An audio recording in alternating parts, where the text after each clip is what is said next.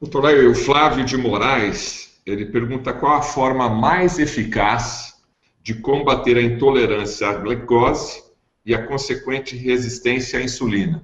Ele é adepto a fazer exercícios de alta intensidade e pergunta se isso seria uma das maneiras de combater essa intolerância. Isso é uma das maneiras, não tenha dúvida. Mas a principal é jejum. Então, quanto mais tempo você ficar sem comer. Então, vamos supor, você jantou 6 horas da tarde. Você só vai tomar café às 10 horas da manhã do dia seguinte. Você ficou 12, mais 4, 16 horas de jejum. Isso chama jejum intermitente. Isso é a melhor coisa que você pode fazer para a sua saúde. É você passar muito tempo sem comer. Eu sei que você conhece uma história aí que manda comer de 3 em 3 horas. Isso é balela. Isso é mentira. Os estudos mais recentes estão mostrando exatamente o contrário. Que quanto mais tempo você passar sem comer, que é o chamado jejum intermitente, a sua insulina baixa, a sua glicemia baixa e você começa a queimar gordura. Você tem muito mais gordura armazenada no corpo do que glicogênio. Nós armazenamos a glicose no nosso corpo na forma de glicogênio. Nós temos em torno de 2.000 calorias de glicogênio armazenado. Nós temos em torno de 40.000 calorias de triglicéridos armazenados. Se eu aprender a queimar gordura, eu tenho muito mais combustível para usar. Só que o corpo desaprendeu de como queimar gordura. Na era paleolítica, eles matavam o animal, olha só, escuta essa. Você matava o animal, tirava as vísceras, a parte gordurosa e deixava a carcaça magra no mato para os outros animais comerem à noite. Ninguém levava carcaça magra para casa. Levava gordura, levava o coração, levava o fígado, levava os rins. Só comia isso e deixava a carcaça magra lá. Nós, com essa gordurofobia, enganaram a gente. Aí você não come nada de gordura, aí você tem uma doença que eu chamo de deficiência lipídica. Falta gordura no seu corpo. A Maria Adelaide, de Belo Horizonte. Ah, pois não, doutor, pode continuar. Quem faz você engordar não é a gordura que você come, é o carboidrato, que vira gordura. Tá bom? A Maria Adelaide, de Belo Horizonte, está perguntando a respeito, ela gosta sempre de estar tomando uma cervejinha. Se a cervejinha no final do dia contribui para aumentar a diabetes. O problema da cerveja é que ela é feita de cevada. E a cevada é rica em glúten. Se você tem uma hipersensibilidade ao glúten, então, com o passar dos anos, essa hipersensibilidade ao glúten pode levar você a ter diabetes. Entendeu? Esse é o grande problema da cerveja, que ela é feita de cevada. O trigo, o centeio, a cevada e a aveia. A aveia, per se, não tem glúten. Mas se ela for armazenada e manipulada no mesmo galpão onde armazena e manipula o trigo, existe uma contaminação cruzada. Tanto é que você tem que comprar aveia escrita assim, ó, aveia sem glúten. Parece um pleonasmo, porque como sem glúten? A aveia não tem glúten. Ela não tem glúten na natureza, mas quando ela é armazenada no mesmo galpão do trigo, ela pega por contaminação cruzada. Então, a aveia, o centeio, a cevada e o trigo têm glúten. E glúten é um problema muito sério. Inclusive, é um dos causadores do aumento da resistência insulínica e, consequentemente, diabetes. Então, a minha recomendação para você é o seguinte: você tem que fazer um teste para ver se você tem hipersensibilidade ao glúten. Se você não tem hipersensibilidade ao glúten, não tem problema nenhum. Você pode tomar sua cerveja. Se você tem hipersensibilidade ao glúten, eu recomendo que não faça. A próxima pergunta é de Maicon Marques, de Salvador, Bahia. A meta do tratamento de diabetes é normalizar o açúcar no sangue, ponto final? Não, não é normalizar o açúcar no sangue. Isso é um erro. A minha glicemia está normal. Isso não quer dizer nada. Os 5 estudos que eu citei para vocês aqui, principalmente o ACCORD e o VEST, eles mostraram o seguinte, que aqueles pacientes que tinham o açúcar mais controlado no sangue foram os que tiveram mais eventos clínicos. mais infarto, mais acidente vascular cerebral e mais morte. Então, essa ilusão de que você tem, de que se o seu açúcar no sangue estiver controlado, está tudo bem, não é verdade. O foco não é a glicose, não é a glicemia. A glicose no sangue chama glicemia. Não é a glicemia. O foco é a resistência insulínica. Eu quero saber o seguinte, quanto que você tem de insulina em jejum? Essa é a pergunta que vale ouro. Se você tiver uma insulina menos de 5, eu sei que você vai viver muitos anos com saúde. Se você tem uma insulina de 23, que é o limite superior do laboratório, você é uma pessoa doente.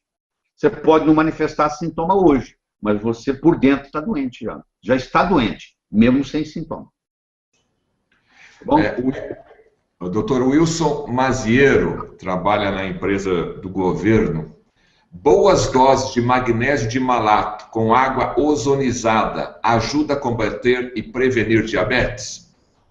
Ajuda. O magnésio, de malato magnésio, o magnésio de malato, ele diminui também a resistência insulínica, como faz o ácido alfa-lipoico, como faz a canela.